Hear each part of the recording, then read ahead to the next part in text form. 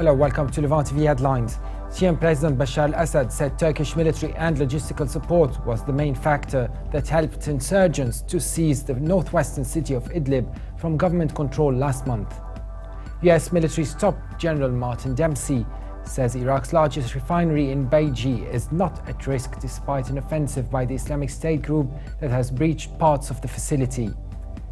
And in Yemen, Saudi-led warplanes pounded a rebel convoy headed to bolster an assault on loyalist forces in Yemen's battleground second city of Aden, while fighting raged in the third city of Taiz. And two suspected Al-Qaeda militants were killed overnight in Yemen in a drone strike believed to have been carried out by the United States. And Bahrain is hitting back at an Amnesty International report alleging that government reforms have failed to end serious violations of human rights in the Gulf country 4 years after it was rocked by widespread anti-government protests. Now let's have a look at top Middle East headlines and papers there.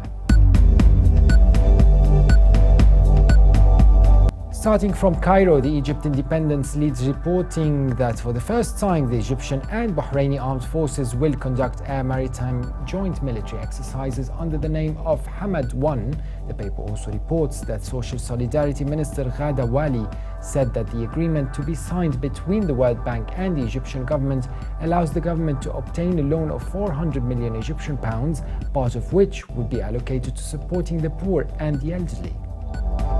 From the Lebanon, the Daily Star leads reporting that the Lebanese army said it seized a host of weapons including mortar bombs, grenades and explosives after a nighttime raid in the northern city of Tripoli. The paper also reports that the armed men seized an Italian fishing boat with 7 crew members 40 miles off the Libyan coast and were bringing the boat and crew to the Libyan port of Misrata. In the UAE, the Khalij Times leads reporting that the UN envoy to Yemen has resigned after failing to avert large-scale violence, dealing a blow to hopes of a diplomatic solution to the conflict between Houthi rebels and Saudi-backed government forces. The paper also reports that as part of the renewed aviation safety measures, Dubai will soon have regulations controlling the use of drones, laser, fireworks and light beams. And now let's have a look at top headlines in papers here in London. In The Guardian, a report on the UN has launched an appeal for almost $275 million to aid 7.5 million people in Yemen over the next 3 months as fighting intensifies in the south and airstrikes bombed 18 of its 22 provinces. The organization's humanitarian agency OCHA said about 150,000 people have been displaced, 50% more than the previous UN estimate. And The Telegraph leads reporting that an Israeli nursery school teacher has been suspended after making toddlers as young as 3 wear yellow Star of David patches to commemorate the Holocaust. Parents voiced outrage after seeing their children leaving the kindergarten in Rishon LeZion on Holocaust Remembrance Day wearing patches emblazoned with the word Jew, similar to those that the Nazis forced Jews to wear during the Second World War.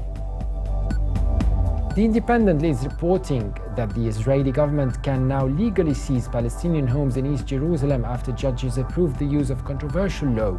The Palestinian side of the Holy City had previously been exempt from the absentees property law, but now Israel's Supreme Court has ruled that it can be applied to East Jerusalem, effectively allowing the state to take control of property whose owners live in the West Bank or Gaza.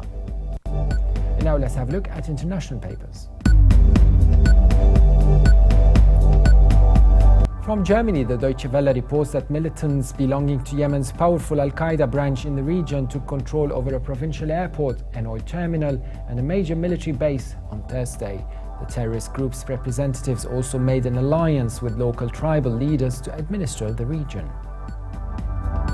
And finally, the Los Angeles Times reports that concerned about reports of hundreds of civilian casualties, the Obama administration officials are increasingly uneasy about the US involvement in the Saudi-led air war against rebel militias in Yemen, opening a potential rift between Washington and its ally in Riyadh.